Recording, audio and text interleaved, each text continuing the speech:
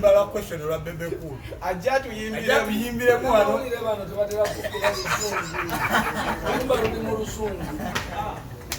Enda sasa Romusha agera maaso. kati tuba mu luzungu wati agobe olwalwe. Wangobe oluzungu walwe. Bebe, wetadde ku list eno ng'oli okijja ku nkobo ya mutima. Amanyi wayimbe Yase na video yatwalamu sente. Douglas, apapio loteka ku list. Papio leta ku list omwana wuyo bagamba. Apapio loteka ku list.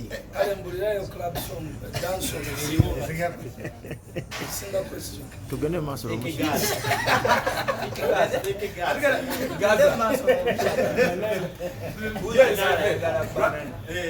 Tunyonyole lwaki Bebe Cool ali ku bambu.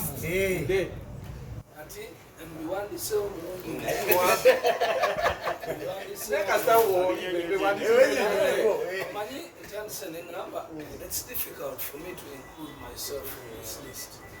Before I make the list, that's the first thing. Because I make the list, it's hard. The likes of Jose Camilla, Bobby Wine, Bebe Cool, Juliana, Afrigo Band, and Maddox Semati, among others, are still, they serve their audience with the old music. Okay? When they were to wear an email, you find it in crowd was crazy. Now you get taken and the audience went haywire. So sometimes remember, why do I have to sing more and more? If you're enjoying the old one. So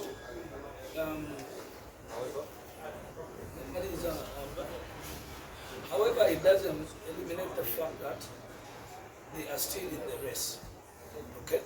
Joseph Yamalangako, one song for 2.5 years. Forever. Okay? Here's a child. So, with the Flyers video, Bebe comes to this list, amongst the legends of the history. No one has a video in East Africa as good as that. East Africa. Yes. Diamond can you see? Yes. When it comes to the video, yes. Video That's why we list.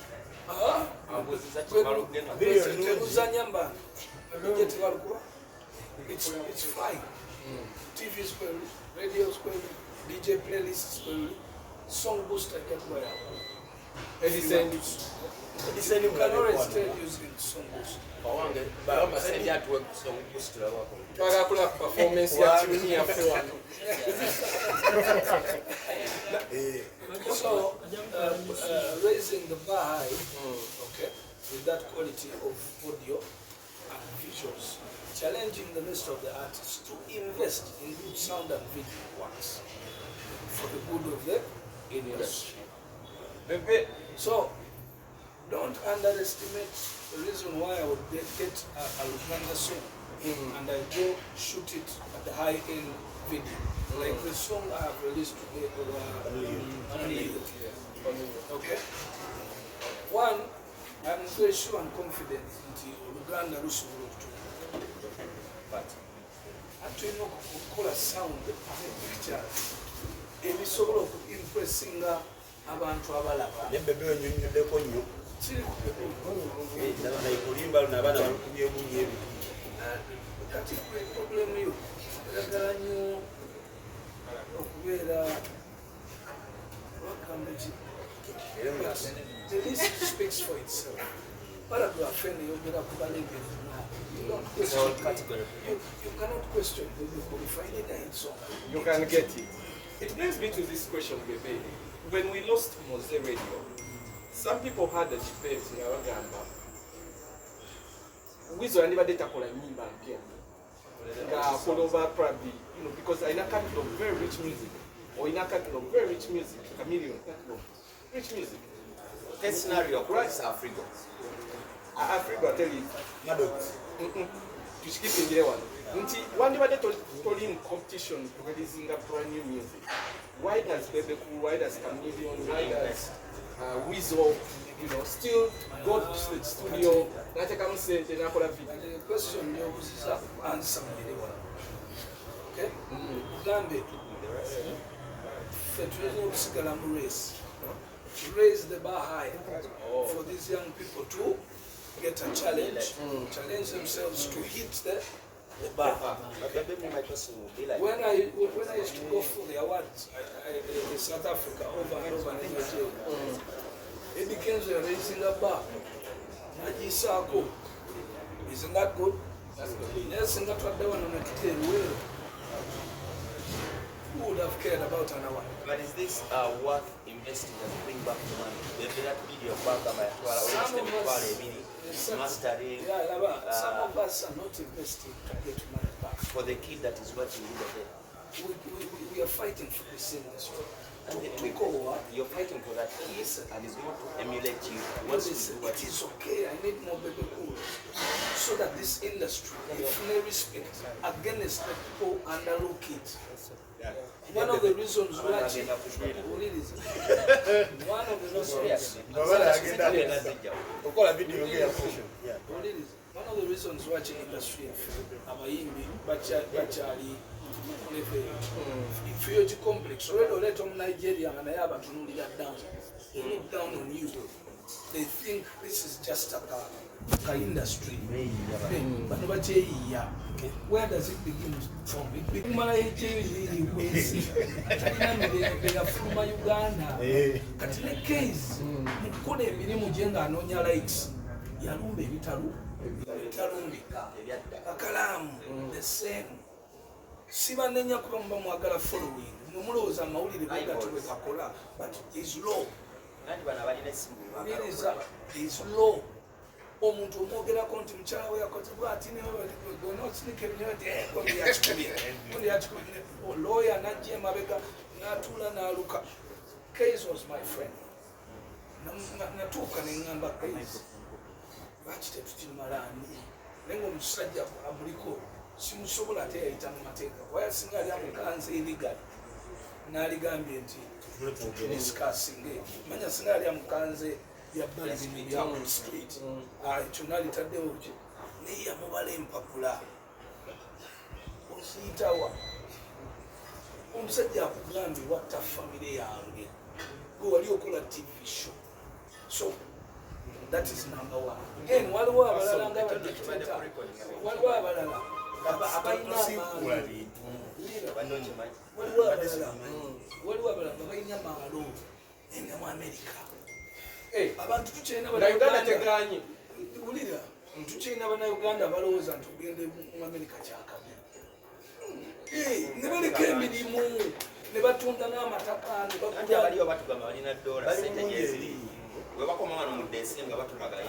naye bavuddeyo bakoze shows bababuulidde obuzibu obuli mukitegeera. Though again economically for a country we can export labor.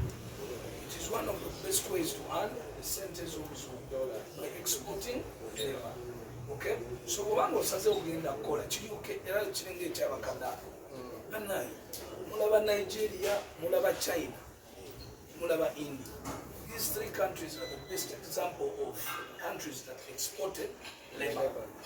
Kakati mu exporting labor abantu bagenda mu nsi zonna ne bayingira offices, companies, ne bayingira amasomero, universities, radio stations, ne babeera bangi kati already bakola sente ezo zidda waabwe. Number one. Number two, they are learning. Paying attention. Number B, they buy skills. Number three, bazadde abaana baabwe buying the radio stations, companies. Kati Nigeria gwe Bebe ovudde eno n'Abannayuganda bo bali bibiri.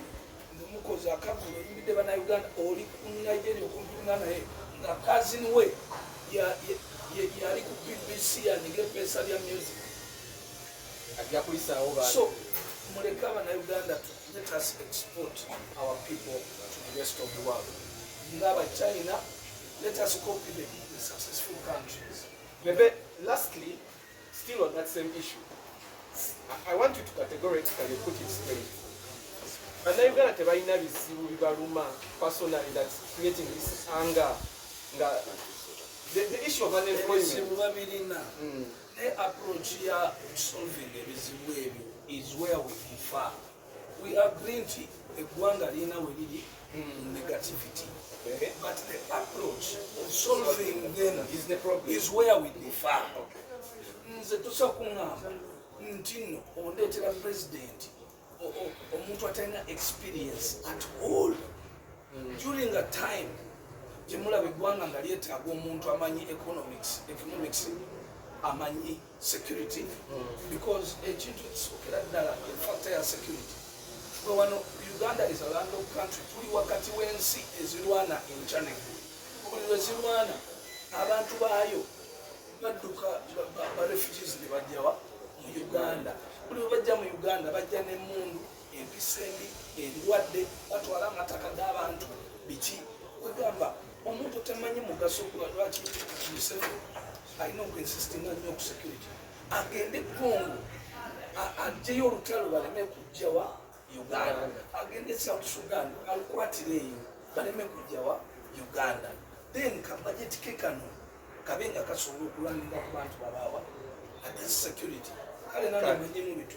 So tugenda deep nyawo barometer byakwasa banyawako music tutewazanga zamali blast ne romushana abo mbetaaga kuba boogera nnyo oluzungu wale bakutwala mu kusheza abasajja boogera nnyo oluzungu olwo azifu wano Uganda ya luzungu.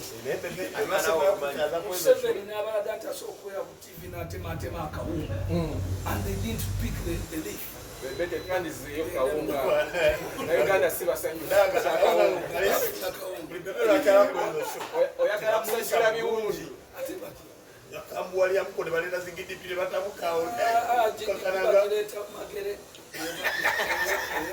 yogetuddeyo ku nyimba twakomye ku everything. They flipped Botanica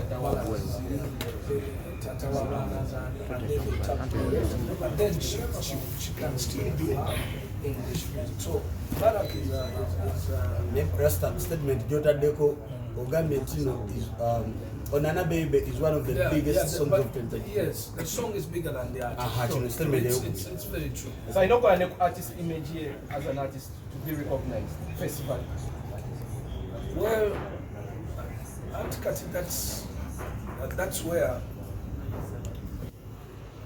that's where record companies or managers need to face you cannot just have a song and you don't put a face to it. Okay. Does this make Joshua Baraka breakthrough artist of the year 2022 or no 2023 or how are you proper candidates? It's okay to get a man. Okay. But he qualifies for breakthrough in the nominees. Yuga Boys, featuring Selector Jeff, Salare. Yeah. That is also a very big song. One, it's big in the club, on radio, and also a statement song. Chigambo. Yeah. So they appear on the list. And Nyimba West, unfortunately, Ziruzakuza. Is there Bigambo? Is that statement? I don't know why Abana Baby Abamugambye. Neka to Yuga Boys. But congratulations. List. Then Omega 256. Barara. With the song this year. Yuga Boys over Dolimba Lumu Salary. Yes. Just America Munana. Sirimu kusomanyo content because we are going to post on the page With all the details. all the details, and people will be able to understand. Now, yeah, this is also an amazing artist. I remember I used to watch this song when I'm working out in the gym. Omega. Morning. Obviously, this artist this year, and it flew off my mind that this is an artist in Mbeera. Such a very beautiful song. the argument ebaddewo era nawulira ne range bagimugamba bamugamba toforcinga osobola okubeera embala naye n'okuba Uganda. So abayimbi baffe abalaba abali up country. So now this is the lesson. There's an artist called Omega 256. She stays in Mbeera. Her song is one of the top 5 songs in Uganda today. Top 5? Ndua. Top 5. Bakanyuze mu madinisa bayimba. Eri tetunamanya namba Oluyimba this year. We going from local to international this year. It's a big song. In fact, it's a truly devastating.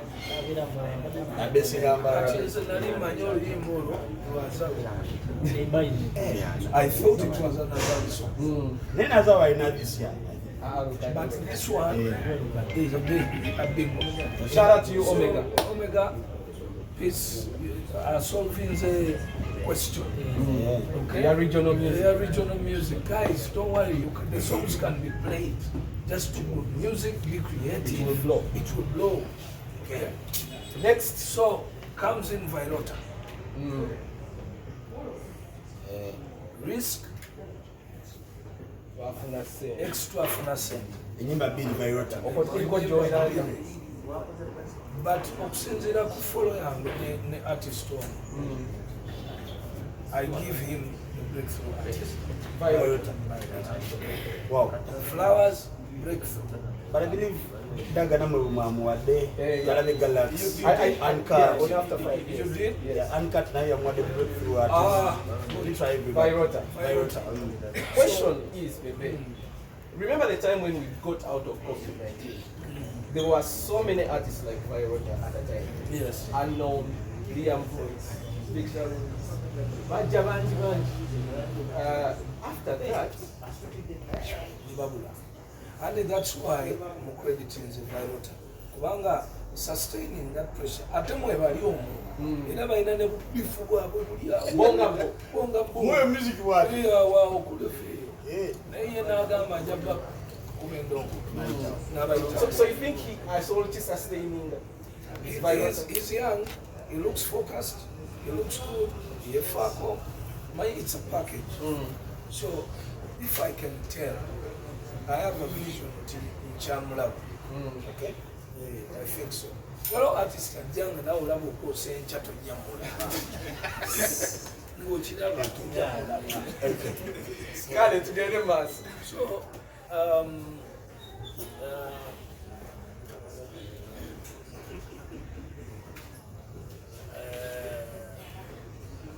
Number 10. Which are getting a mass of the list. Number 10. I'm not like Kusinza or police. You're going to publish. They have Onoye Omutumi Planet. Tayimbye. That was a very Church making of outstanding. You know, sometimes people don't want to be so serious. Unseriousness. In Uganda, No, not Uganda, you can. No more times. We never said about straight line. So you have our Yamu what? Sometimes and they're happy. So space that they open. Omujjako stress, office, signing up, or not signing up, ali free minded. So now you may lose your chair. Chairman, you food. I am reality, you. Chai when you are promoting a chino. Promoting. When you endorse this kind of music, no. Abayimba a video is of Ugandan music forward beyond borders. No. Let us appreciate art. Abayimba ebyamagezi tulina okweddako ebyamagezi ojja eri emabega abaana abatuuka center stage bayimba bya kisiru. So oba oyagala kusigala mu Uganda olina okuba ozanya side bbiri ate bw'oyimba ebyekisiru nawe manya kadde katono ensonga lwaki oyimba music nga zina olusinza nensulayo kwebiri tiktok nenkomawo kati nabelizinze no which is Zouk, because I know maturity, age comes in as a factor. Yeah, I'm not looking at competing or hitting the club, but I'm doing soft music. Watch it again. So, Omwaka ono, era disclaimer kweziri, you read the post, the detail, but the song was good.